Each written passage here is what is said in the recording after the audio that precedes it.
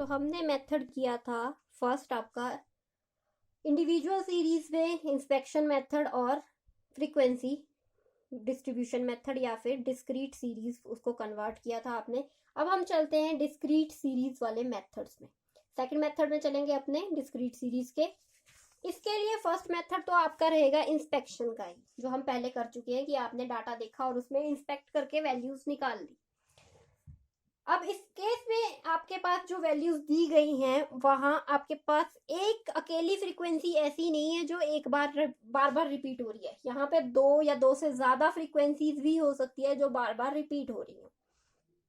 First case में आपके पास आपने जो फ्रीक्वेंसीज ली थी, फर्स्ट केस जो आपके पास पहला था उसमें आपके पास सिर्फ एक फ्रीक्वेंसी 4 बार हो रही थी। जैसे ये दो फ्रीक्वेंसीज दो बार हो रही हैं, वैसे ही आपके पास ये 4 वाली फ्रीक्वेंसी बार बार भी तो आ सकती है। इस केस में आप क्या करोगे? अगर आपके पास ऐसा कोई केस आ जाता है तो आप उसके ऊपर डायरेक्ट अपना डिस्क्रीट सीरीज वाला मेथड यूज करोगे। फर्स्ट तो हो गया इंस्पेक्शन की, आपने चेक किया और देख के निकाल लिया। अगर अकेली कोई एक आइटम ऐसी है जो बार बार आ रही है तो वो तो आप लिख सकते हो कि z की वैल्यू वो है। अगर आपके पास आपकी सीरीज में कोई एक वैल्यू बार बार आ रही है, जैसे इस एग्जांपल में 20 दो बार आया है, तो इस केस में आप 20 वाली फ्रीक्वेंसी को जो कि 20 वाले साइज को जो 52 है और 60 है, दोनों में से किसे z की वैल्यू मानोगे? ये आपके लिए एक बहुत बड़ा क्वेश्चन बन जाएगा। आप दोनों को ही एक साथ v की वैल्यू नहीं मान सकते। आपकी कोई एक वैल्यू ही होगी जो सेंटर वैल्यू को रिप्रेजेंट करेगी। दोनों वैल्यूज सेंटर वैल्यू को रिप्रेजेंट नहीं कर सकती। इस केस में आपके पास एक नया मेथड यूज होता है जो कि है आपका ग्रुपिंग मेथड। फर्स्ट केस हो गया आपका इंडिविजुअल इंस्पेक्शन मेथड, जो कि आपने इंडिविजुअल सीरीज में सीख लिया है। ये आएगा आपका रेगुलरिटी इन डाटा के केस में। रेगुलरिटी इन डाटा, अगर डाटा में रेगुलरिटी है, कोई एक बार आ रहा है, कोई दो बार आ रहा है, कोई 4 बार आ रहा है, 4 वाली जो फ्रीक्वेंसी है वो सिर्फ एक ही बार है कि 4 बार एक ही बार आया है, अगर तो ये वाला केस है तो आप इंस्पेक्शन मेथड यूज कर सकते हो इजीली। बट अगर कोई फ्रीक्वेंसी 2 बार आ गई तो आपको डिसाइड करना मुश्किल होगा। इसके लिए आपका दूसरा मेथड होगा ग्रुपिंग मेथड। ग्रुपिंग मेथड के लिए आपको एक एग्जांपल दिया गया है और आप इसके लिए लिख सकते हो more than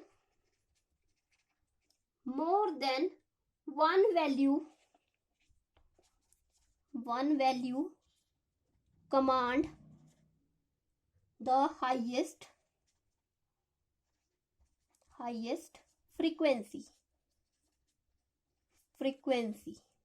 more than one value command the highest frequency. एक वैल्यू जो है वो 2 बार या 2 से ज्यादा बार भी आ सकती है। इस केस में आपके पास ग्रुपिंग मेथड यूज होगा। अब आपको एक एग्जांपल दिया गया है जिसमें साइज दिया गया है और फ्रीक्वेंसी दी गई है।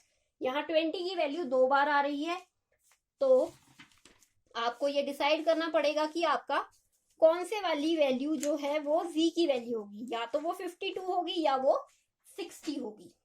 चलिए अब हम इसे सॉल्व करके देखते हैं। इसके लिए आपको क्या करना होगा, आपको साइज को लिखना पड़ेगा।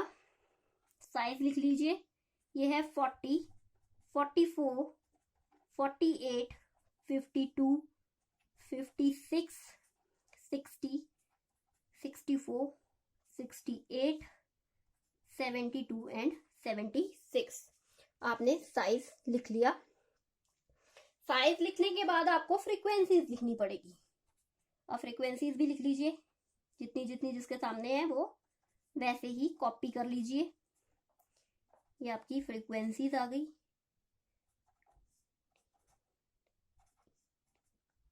फ्रीक्वेंसीज लिखने के बाद अब आपको इनके ग्रुप बनाने पड़ेंगे। ग्रुप बनाने का एक स्पेशल मेथड रहता है और उसी मेथड के थ्रू आप ग्रुपिंग करोगे। यहाँ आपके पास 6 ग्रुप बनेंगे, जिसमें फर्स्ट रहेगा आपका फ्रीक्वेंसी का। ये आपका फर्स्ट कॉलम तैयार हो गया है। नेक्स्ट रहेगा आपका सेकंड कॉलम, और सेकंड कॉलम की वैल्यूज जो आप निकालोगे उसके लिए आप करोगे 1+2। सेकंड कॉलम के लिए आप 1+2 करोगे। 1+2 का मतलब है कि आपकी जो फर्स्ट वैल्यू है और सेकंड वैल्यू है इन दोनों को प्लस करोगे, तो आपका 10 + इन दोनों का प्लस किया तो ये हुआ 22। सेंटर में लिखेंगे, ऊपर नीचे नहीं लिखेंगे, दोनों के सेंटर में। नेक्स्ट आपकी है 14 और 20, ये हुआ 34। नेक्स्ट हुआ 35, अगला हुआ 28 और आखिरी हुआ आपका 12। आपका सेकंड कॉलम इस तरह से तैयार होगा। अब आपने क्या करना है, आपने फर्स्ट केस में जो आपकी वैल्यूज थी उनको राउंड ऑफ कर लीजिए, बड़ी वैल्यूज जो भी हैं उन्हें राउंड ऑफ किया। अब सेकंड केस में कौन सी वैल्यू बड़ी हो रही है उसे राउंड ऑफ करेंगे। सेकंड केस के लिए भी निकाल दिया आपने। अब आपको करना है third column prepare. Third column के लिए आप क्या करोगे, आप करोगे 2 + 3। फर्स्ट वाली वैल्यू छोड़ देंगे, नेक्स्ट 2 को ऐड करेंगे। यहां आपका ऐड होगा 12 + 14, जिसका आंसर आया आपका 26। अब एक तो आपने कर दिया, अगले वाला अब आपने छोड़ना नहीं है, आपने डायरेक्ट 20 + 15 करना है। आपने किया 20 + 15, ये हुआ आपका 35। 15 तक चले गए। अब 20 + 18 करना है, 10 + 8 करना है और लास्ट में आपकी एक वैल्यू फिर छूट जाएगी। 20 + 18 हुआ आपका 38 और नेक्स्ट हुआ 18। अब इनमें से भी जो भी बड़ी वैल्यू है उसे राउंड ऑफ कर लीजिए। थर्ड कॉलम भी इस तरीके से आपका तैयार हो जाएगा। थर्ड कॉलम के बाद अपने फोर्थ कॉलम बनाना है। फोर्थ कॉलम के लिए आपके पास जो केस रहेगा वो रहेगा 1 + 2 + 3। पहले आप 2 आइटम्स को प्लस कर रहे थे, अब आप 3 आइटम्स को प्लस करोगे। फर्स्ट केस में आपने क्या किया था, 2 आइटम्स के ग्रुप बनाए थे, इस तरीके से ग्रुप बना लिए। सेकंड केस में आपने फर्स्ट वैल्यू छोड़ी और अगले 2 के ग्रुप बनाते आगे बढ़ गए। अब आपने क्या करना है, 1 2 3, 3 के ग्रुप बनाने हैं। ये यहां से यहां तक का, फिर अगला आपका ये वाला ग्रुप हो जाएगा, नेक्स्ट आपका ये ग्रुप हो जाएगा। सेकंड थर्ड फोर्थ वाली कॉलम के लिए आपके पास 3 का ग्रुप बनेगा। 3 का ग्रुप बना के आप वैल्यूज लिख लो और उसके सेंटर जैसे में वैल्यू लिखना। इसके लिखने का कोई एक फायदा होगा, वो आपको बाद में बताती हूँ मैं। केस है, इसमें आपका टोटल आया 36। नेक्स्ट केस में आपका टोटल आएगा 55। उससे नेक्स्ट केस में आपका टोटल आ रहा है 35। यहाँ पे भी जो आपकी वैल्यू सबसे बड़ी है उसे राउंड ऑफ कर लीजिएगा। इसके बाद आपके पास नेक्स्ट कॉलम आएगा फिफ्थ केस में 4। फिर से आपने फर्स्ट वाली वैल्यू छोड़ देनी है और 3 ग्रुप बनाने हैं। इस तरीके से 3 के ग्रुप बनाने हैं। ग्रुप बनाने के साथ साथ आपको कैलकुलेशन करके लिखनी भी है, तो आप डायरेक्टली लिख लीजिए। यहाँ पे यहाँ होगा आपका 3 का ग्रुप है तो ये है आपका 46। नेक्स्ट वैल्यू आएगी 3, ये हो गए अगले 3 53। अगले 3 का ग्रुप बन गया, लास्ट वाले 3 इंक्लूड हुए तो इसका आपका टोटल आया 22। अब यहाँ पे भी जो सबसे बड़ी वैल्यू है उसको राउंड ऑफ कर लीजिए। राउंड ऑफ करने के बाद अब आपके पास आएगा 6th कॉलम, ये हमारा लास्ट कॉलम होगा और इसमें आपका जो फॉर्मूला बनेगा वो बनेगा 3 + 4 + 5 का। 3 + 4 + 5 मतलब शुरू की 2 वैल्यूज छोड़ देनी है। 1 2 3 मतलब 3 4 5 को प्लस करना है। 3 4 5 को प्लस किया तो आपका टोटल आएगा 5 और 9 49। अगले 3 का ग्रुप बनाओगे तो ये आएगा 48। अगला आपका 2 का ग्रुप बन रहा है तो वो आप छोड़ दोगे। अब जो इसमें से आपकी वैल्यू बड़ी हुई, सबसे बड़ी वैल्यू है, उसे राउंड ऑफ कर लीजिए। यहां तक काम हो गया हो तो उसके बाद हमें अगले स्टेप की ओर बढ़ना है।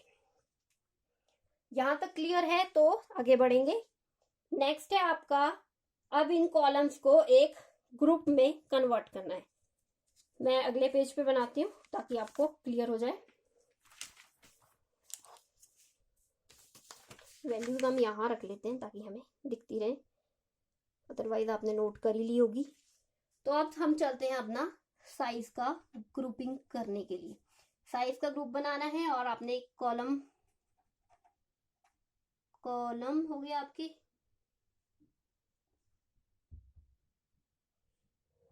कॉलम है आपके 40, जो भी ये वैल्यूज थी ये सारी लिख दोगे, 40, 44, 48, 52, 56, 60, 64, 68, 72 एंड 76।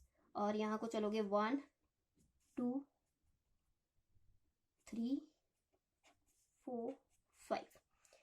दोनों तरफ के लिए आपकी वैल्यूज आपको मिल गई हैं। अब आपने क्या करना है, आपकी जो भी बड़ी वैल्यू थी, ये पूरे कॉलम बना लीजिएगा ताकि आपको बाद में भी प्रॉब्लम ना हो। इस तरीके से पूरा का पूरा टेबल तैयार कर लीजिए। टाइम कंज्यूमिंग है बट इंटरेस्टिंग है। ये हो गया आपका पूरा का पूरा टेबल। अब आपने यहां करना है टोटल। और सबसे पहले केस में जो आपकी फर्स्ट कॉलम था, ये जो फर्स्ट वाला कॉलम था, इसमें जो भी बड़ी वैल्यूज थी वो किस किस वैल्यूज के अंदर आ रही थी उसे आप टिक कर दोगे। पहली आ रही थी 52 के अंदर, तो फर्स्ट कॉलम में 52 एंड 60 पे 2 टिक लग गए आपके। नेक्स्ट आ रही है आपकी वैल्यू सेकंड कॉलम में 35, और 35 किसका टोटल है, 56 और 60 का, तभी इनके सेंटर में लिखा है हमने ताकि हमें पता चल जाए। 56 और 60 का कॉलम है ये, तो इन पे टिक कर दीजिए। थर्ड कॉलम में आइए, थर्ड कॉलम में 35 सबसे बड़ी वैल्यू थी और ये था 2 और 3 का टोटल, तो ये आपका है 52 और 56 का टोटल। 52 56 का ही है, नहीं हमारी वैल्यू है 38 सबसे बड़ी, ये वाली वैल्यू नहीं है, 38 है सबसे बड़ी। 38 है तो वो हुआ 60 और 64 का टोटल।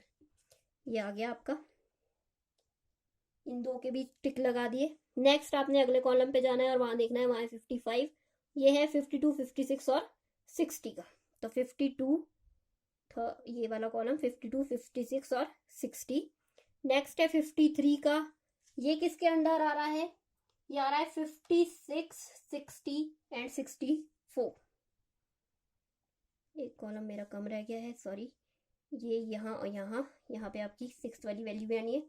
वो वैल्यू है आपकी, यहाँ आपके 4 टिक लगेंगे। 49 का कॉलम है तो ये 4 वैल्यूज आपकी है, 48, ये वाली और ये वाली, ये 4 वैल्यूज आपकी टिक हो गई।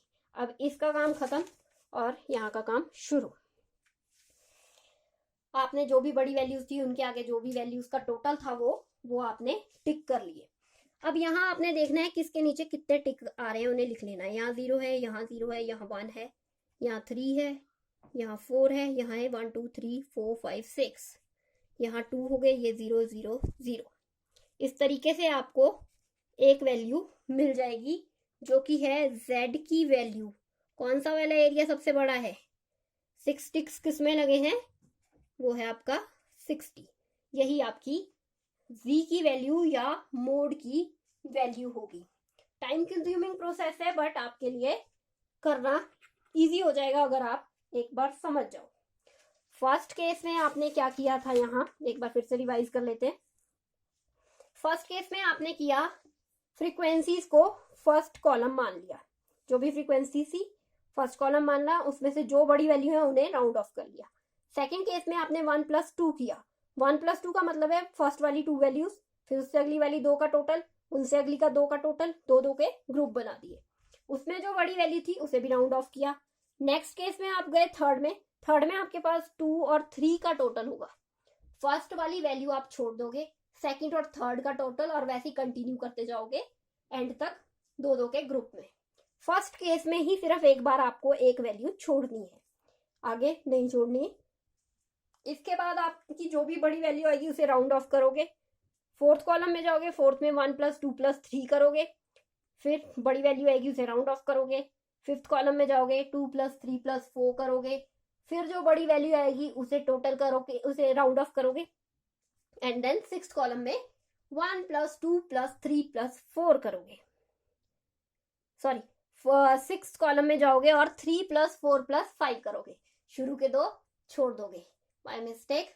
दोबारा रिपीट कर देती हूँ। फिफ्थ कॉलम में आपने किया 2 + 3 + 4 एंड सिक्स्थ कॉलम में आपने किया 3 + 4 + 5। इस तरीके से जो भी आपकी बड़ी वैल्यूज आई हैं उन्हें राउंड ऑफ किया और अगले में आप कॉलम्स बनाकर, टेबल बनाकर उनके टिक लगाते जाओगे जिस भी वैल्यू के अंदर वो राउंड ऑफ हुआ होगा। आई होप क्लियर हो गया है।